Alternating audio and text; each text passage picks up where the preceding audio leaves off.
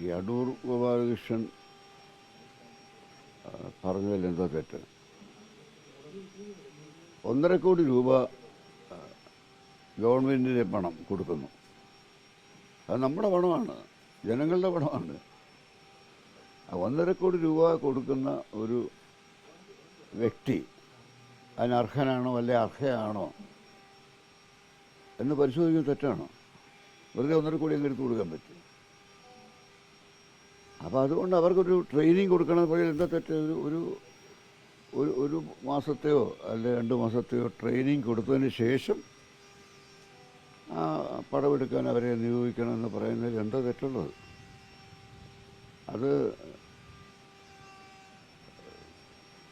അതിപ്പോൾ ദളിത് വിഭാഗത്തിനോ അല്ലെങ്കിൽ വനിതകൾക്കോ മാത്രമെന്നല്ല ഗോപാലകൃഷ്ണൻ ഉദ്ദേശിച്ചത്. ഗോപാലകൃഷ്ണൻ ഉദ്ദേശിച്ചിരിക്കുന്നത് സിനിമ എടുക്കുന്നതിന് മുമ്പ് ആ സിനിമ എടുക്കാൻ വരുന്ന ആളിന് സിനിമയെക്കുറിച്ച് എന്തെങ്കിലും അറിയാവുമെന്ന് പരിശോധിക്കണം. അല്ലെങ്കിൽ ചുമ്മാ വെറുതെ വഴിയാടുന്ന പോലെ ഇപ്പം മൊബൈലിൽ ഇപ്പോൾ 10 വയസ്സുള്ള കുട്ടി മൊബൈലിൽ ഷൂട്ട് ചെയ്യും. അത് സിനിമയാണോ?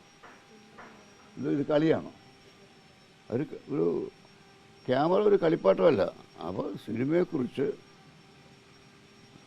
അറിവുള്ള ആളുകളായിരിക്കണം. അതില്ലെന്നുണ്ടെങ്കിൽ അവർക്ക് ഒന്ന് പഠിപ്പിക്കണം അവരെ എന്ന് പറഞ്ഞാൽ ഒരു തെറ്റുമില്ല. അതുകൊണ്ട് ദളിത് കാരെ ചെറുതാക്കി അല്ലെങ്കിൽ സ്ത്രീകളെ ചെറുതാക്കി എവിടെ എനിക്ക് മനസ്സിലാകുന്നില്ല. പക്ഷേ അടൂർ പറഞ്ഞത് ദളിതരും അല്ലെങ്കിൽ പിന്നോക്ക വിഭാഗത്തിലുള്ള ആളുകളും സ്ത്രീകൾക്കും പ്രത്യേക പരിശീലനം നൽകണമെന്ന് മാത്രമാണ്. അപ്പോൾ സാറ് പറഞ്ഞതുപോലെ എല്ലാവർക്കും എന്നല്ല അടൂർ എന്ന് പ്രസംഗിച്ചത്. അത് നിങ്ങൾ വരികൾക്കിടയിൽ വായിക്കുന്നുണ്ട്. പക്ഷെ ഒരു കാര്യം ഞാൻ വ്യക്തമായി പറയാം. അടൂർ ഗോപാലകൃഷ്ണനെ പോലെ ഒരു വ്യക്തി സിനിമാ രംഗത്ത് അങ്ങനെ വളരെ വലിയ ആളാണ്. അത് നിങ്ങൾക്ക് നിഷേധിക്കാൻ പറ്റില്ല. എനിക്ക് ജെ.സി. ഡാനിൽ അവാർഡ് കിട്ടി. അദ്ദേഹത്തിന് ദാദാ സാഹേബ് ഫാൽക്കെ അവാർഡ് കിട്ടിയാണ്.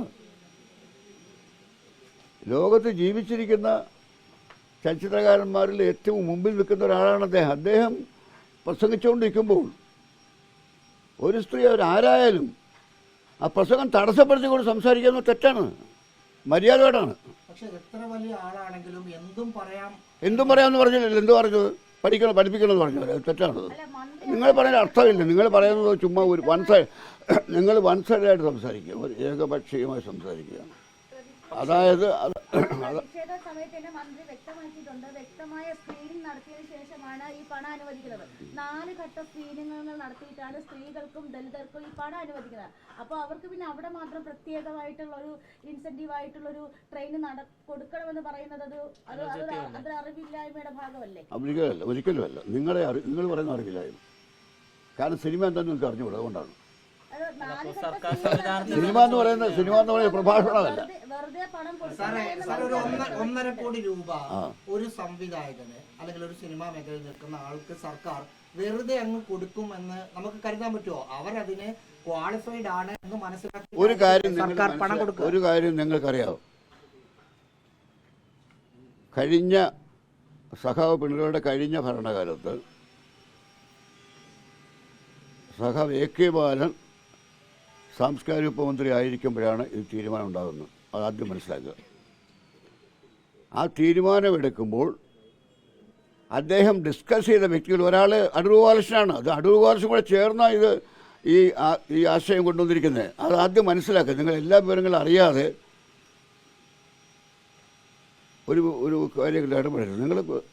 നിങ്ങൾ മീഡിയ എന്നെ സംബന്ധിച്ചോളം പറഞ്ഞു മീഡിയയായി ഇത് ഭക്ഷണമാക്കിയത്. ശരിക്കും പറഞ്ഞാൽ അവരുടെ വേദന കൂടി പറയാം. കാരണം അടൂർ ഗോപാലകൃഷ്ണൻ ദളിതയും വനിതകളെ അവമാനിച്ചു. അദ്ദേഹം എവിടെ അവമാനിച്ചത്? അങ്ങനെ പറഞ്ഞ് നിങ്ങളാണ് ആദ്യം ഇതിന് തിരികൊളുത്തത്. വളരെ തെറ്റാണ് നിങ്ങളുടെ ഈ പോക്ക്. എൻ്റെ തുറന്നു പറയുകയാണ്, വളരെ തെറ്റാണ്. അത് റിപ്പോർട്ട് ചെയ്താൽ തെറ്റായിട്ടാണ് റിപ്പോർട്ട് ചെയ്തത്. അത് അവമാനിച്ചു. നിങ്ങൾ കൂടുതൽ പറഞ്ഞോട് തർക്കിക്കണ്ട. തെറ്റായിട്ടാണ് നിങ്ങൾ മര്യാദയ്ക്ക് സംസാരിക്കുക. ആദ്യം നിങ്ങൾ മര്യാദ പഠിക്കുക. പത്രക്കാരെന്ന് പറഞ്ഞാൽ എന്ത് പോക്കൃത്തിനും കാണിക്കാൻ വിചാരിക്കരുത്.